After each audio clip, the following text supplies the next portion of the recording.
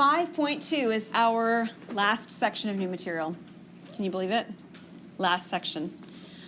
All right, so we're going to take a look at multiplication and division of integers. And we're going to start with multiplication today. A couple of these models are going to look and feel familiar to you. If you have another color besides whatever you're writing with now, might be a good time to grab that out, because the first model we're going to do is called the chip model, just like it was last time, and colors are helpful for that. If you don't have colors, you can use solid, like filled in circles, and you can use empty or holes, like circles with holes in them, nothing in the middle. All right, everything with my models feels a little bit more complicated than it does with addition and subtraction, so that's your warning right now. So if you're like, oh, I didn't like the way that was explained, I understand what you're saying. It's a little bit more complicated. So to start with the chip model, we're going to identify what the -4 and the -3 mean in terms of our chip model first. And you could alternate, because multiplication is commutative, you could alternate my meanings. So let me write them down and then I'll show you what I mean by that. So this negative right here, the -4, means that we are going to remove 4 groups. And this -3 right here means of 3 negative chips. So while I'm saying remove 4 groups of 3 negative chips, we could say remove 3 groups of 4 negative chips. That's what I'm talking about. So the language could alternate and be equally fine, no problem. So choose one that's going to be the removing part because it's negative, and choose one that's going to be the negative chips part. Okay, pretty good so far. Okay, so if we start this problem with, that's not what I want, let me try again. With our, sort of blank slate. We are supposed to remove something, and there's nothing in my circle. Do you agree with me? There's nothing in my circle. But that's all my problem says. It says remove 4 groups of 3 negative chips, but there's nothing in there to do that with.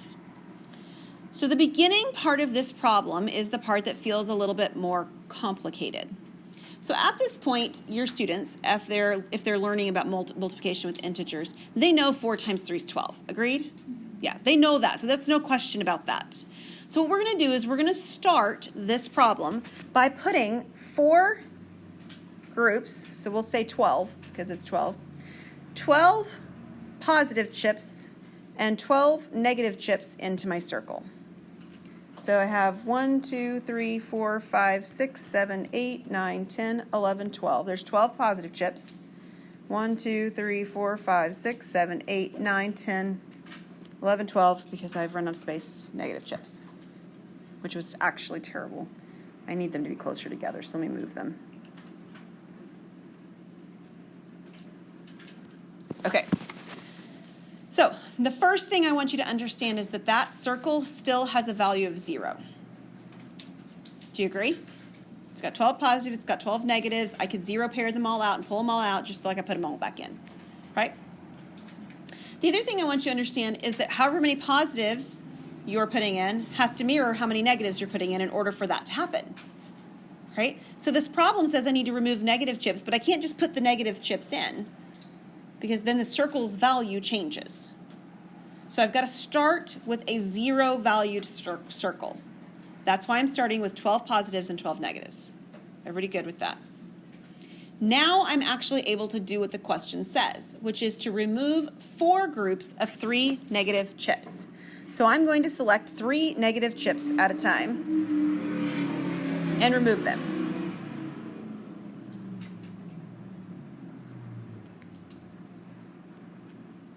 So that's my removal of 3 negative chips 4 times.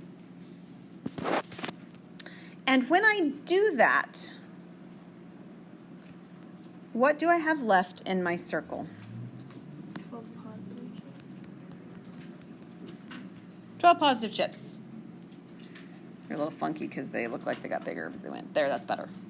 12 positive chips. And my answer then would be 12. Okay, so awkward part of this problem is the very beginning of it is I have to put the equal number of positives and negative chips in the circle to begin so that I will have the ability to remove the 12 negative chips, essentially. Works exactly the same way for the charged fields model, okay? So you're starting with your empty circle.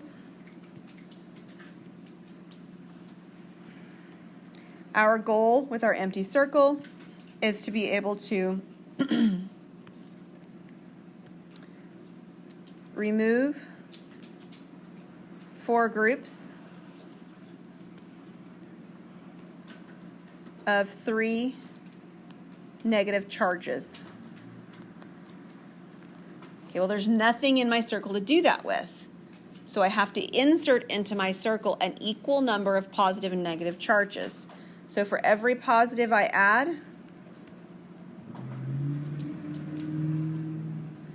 I have to add that many negatives.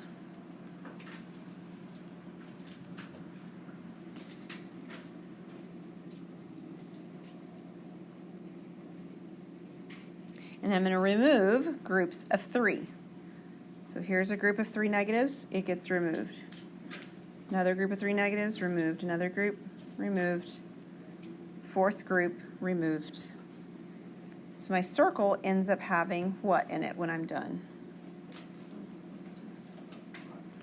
Yeah, 12 positive charges.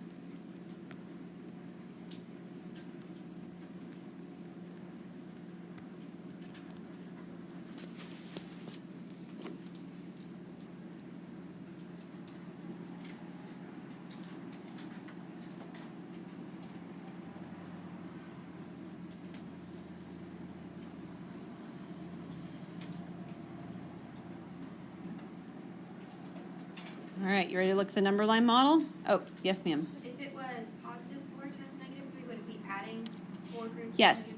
Yeah, that's a very good question because I used the most extreme case, which is 2 negatives, but definitely. So let's write down what would happen if you had a different example. So let's say, for example, that it said one of them positive and one of them negative. So it doesn't even matter which one's which. So here you could say that we're adding in 4 groups of 3 negatives. That's nice, right? Because removing is the reason that I had to put everything in to begin with. Or you could say that you're removing 3 groups of 4 positives. And that would look much more like what I just did. You'd just be removing the positive charges instead of the negative charges. So if there's a positive and there's a negative, then you have a little bit more flexibility if you wanted to do it that way too.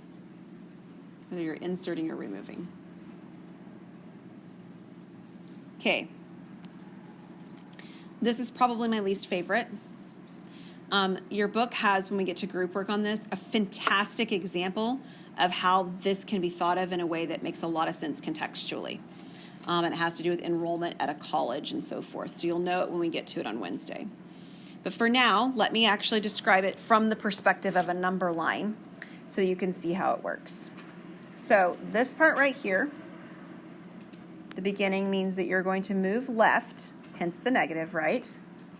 4 at a time.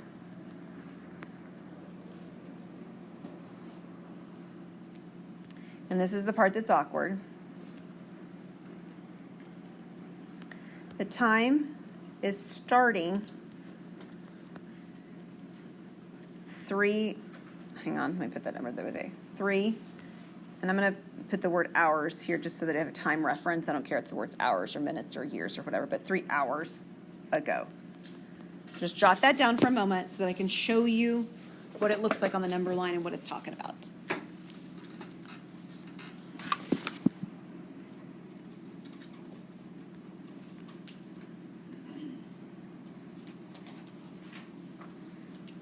Okay, so draw a number line.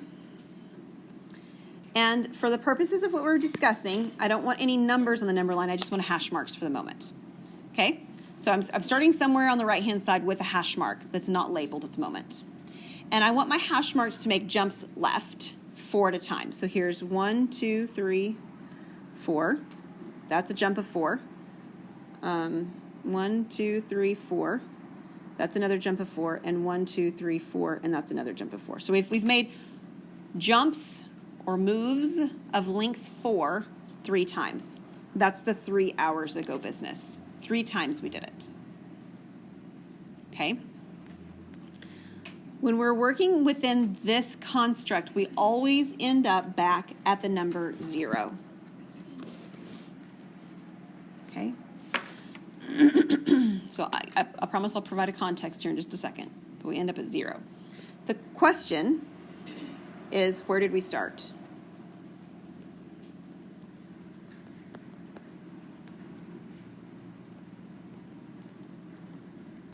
So I think you probably know the answer. What number did we start at? We started at 12. The answer to my question was 12.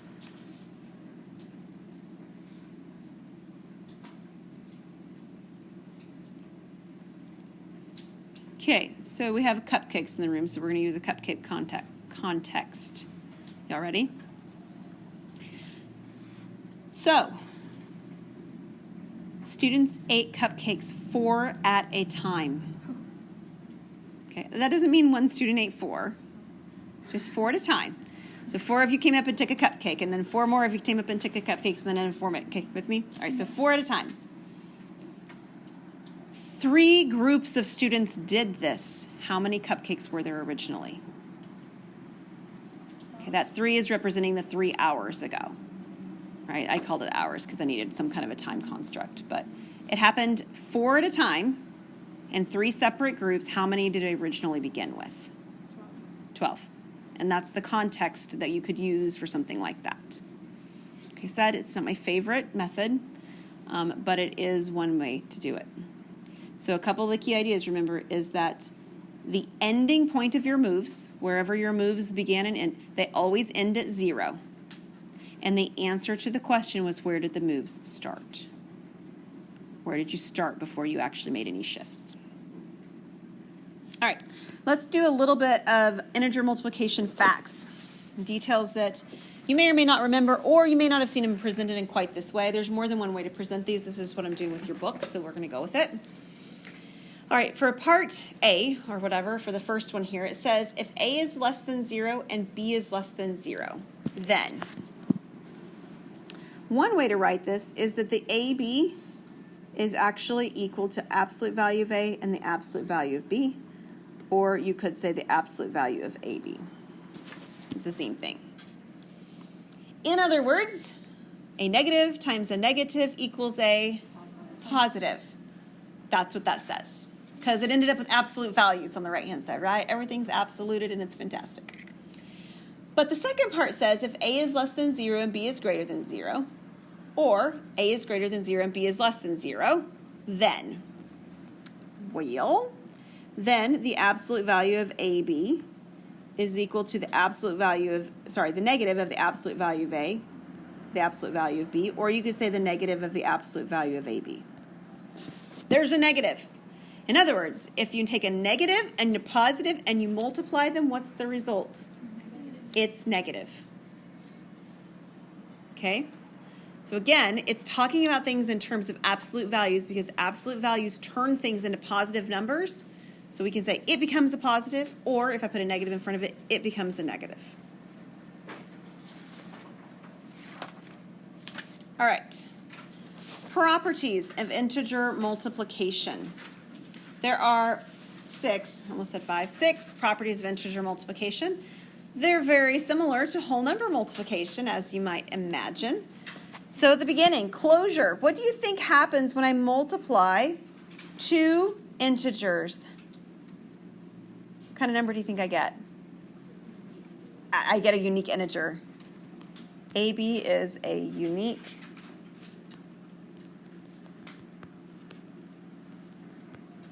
integer. And we've talked lots about closure. It doesn't work with every operation, doesn't work with every set of numbers. Some of you are still doing redos about properties of when it works for multiplication, doesn't necessarily work for addition, or maybe I asked the question the other way, I don't remember. And it doesn't always work for both at the same time, those kinds of things, right?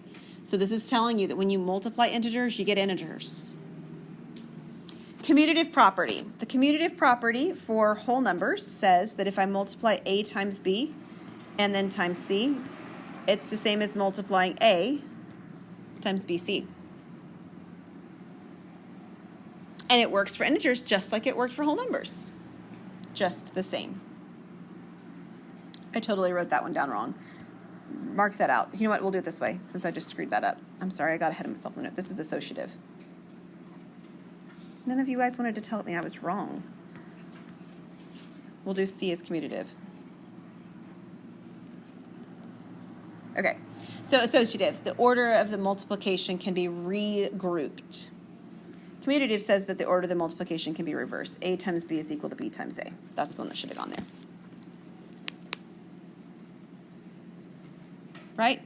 5 times negative 2 is negative 2 times 5. It doesn't make any difference what order the multiplication is in, it will work. Identity property of multiplication of integers. All right, so you've got an identity question some of you are still working with on your last exam as well. The identity property. It says there's a number that I can multiply things by that doesn't change it. What number is that? 1. Yeah, so it says that 1 is the unique integer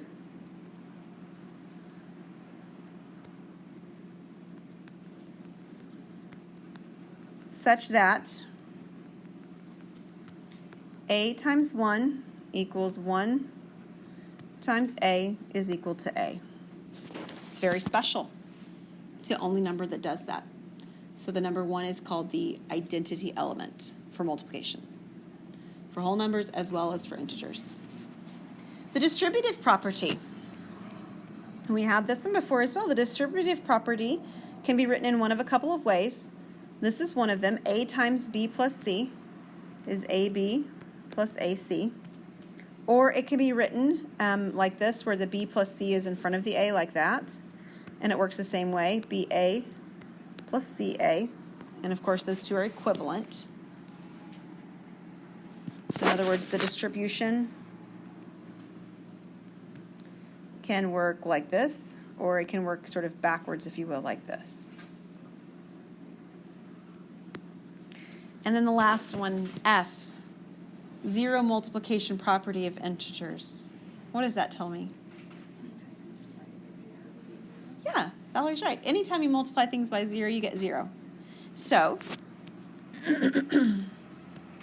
0 is the unique integer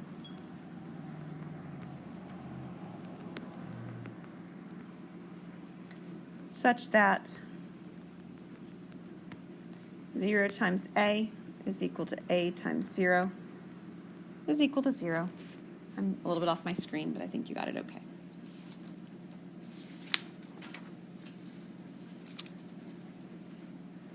All right, so we're going to do example 4, and that's where we're going to end today. Example 4 is identifying which of those 6 properties are present in these 4 problems. So take about a minute, write down the one that you believe it's trying to describe for you, and then we'll check together.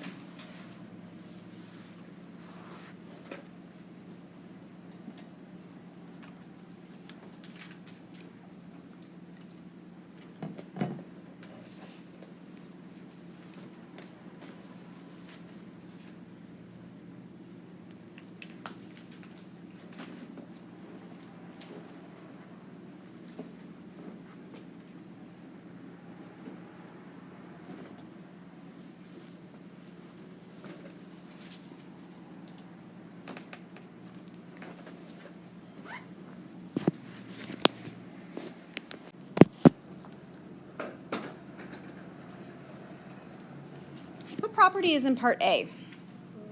That's closure. Closure says that if I multiply 2 integers, I get another integer, and that's what that notation means. It's an element of the integers. What's B? This is the 0 multiplication property. This is the closure property. How about C? That's the distributive property. And D? Commutative.